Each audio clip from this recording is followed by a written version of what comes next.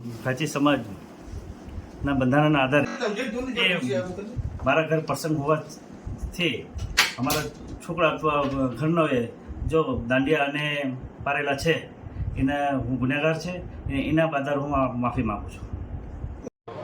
अपने मुस्लिम समाज के हर फिरके के हर मौलवी साहब ने शादी के अंदर डीजे हो, बैंड बाजा हो या गरबे खेल लगावे, इसको इस्लाम के ख़िलाफ़ बताया है। फिर भी कुछ फैमिली अपने घर में शादी होती है तब ये हरकतें करते ही रहती है। वैसा ही एक किस्सा प्रभास पाठक में हुआ था जहाँ शादी थी और गरबे खेल लगाए। ये घांची समाज की फैमिली में शादी थी। घांची समाज के आगे वालों ने जिनके यहाँ शादी थी उसके वडील को बुला के 5,000 रुपये का दंड किया और माफ़ी मंगाई। ऐसा काम ही क्यों करना पड़े कि अपने घर के वडील को माफ़ी मांगनी पड़े। और मौलवी साहब कोई भी फ़िरके के वो बोलते ही हैं ये मना है इस्लाम में।